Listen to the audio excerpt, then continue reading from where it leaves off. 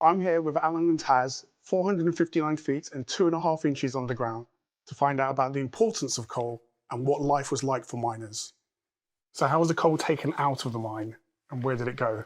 Well, in early days, it was taken out of mine by manual labour. Women, children, anybody that needed employment were employed in the mines. So you mentioned women and children working here. Can you tell us a bit more about what kind of work they did and who else worked in the mine? Well, the children, both boys and girls, would start as young as 4. We know that's young, but their job, the first job would be they would just tie to a door and sit there listening for the mother. When they've been sat there 1 hour, mother knocks on the door, the children pull the door open with a rope, and the reason for that is they are sat in total darkness. Right? Mother comes through the door, the children close the door. When they get older, and we've moved on to a different period of time, then the children will be doing other jobs. And what about women? Women usually pulled the carts from... The husband used to pick and shovel it out of ground from the seam. Then the women used to put the coal lump forms into like a skid trolley, harness themselves up to that and walk on hands and knees, pulling this trolley up until the sun at the trap door. Then he used to open the trap door and then she went onto the main roadway and then out at mine.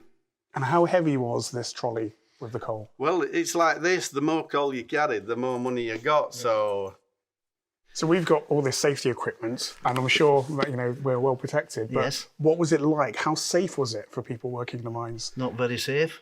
in the early days, there were just hundreds and hundreds just getting killed and nobody were really bothered because Life's cheap. coal working, life's cheap, and you just got on with it. It was something you had to do, and the more careful you were, the longer you lasted, so it was like a culture.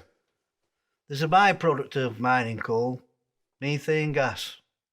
So in the early days, when they're working with a candle, if they hit a pocket of gas, then that area will blow up. They probably get killed outright. If they're not, they were seriously injured.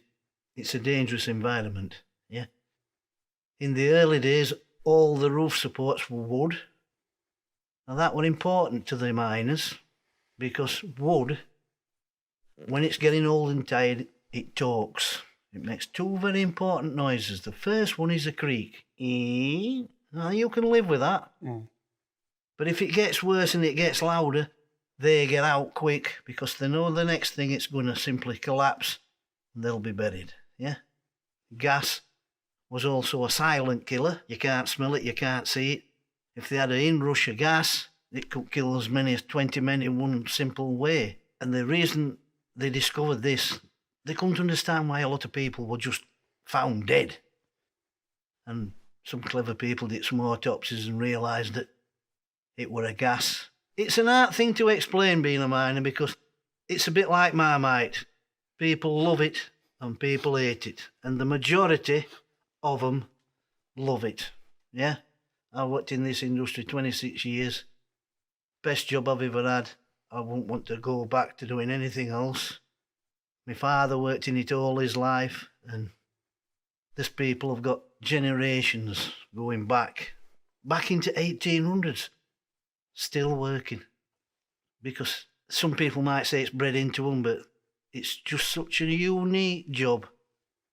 You can't explain. The camaraderie, the friendship, the community spirit when they were working locally, second to none anywhere in this world. It was more than a We'll job, leave it it's at a way of life, and I Yeah. think you were just born into that profession.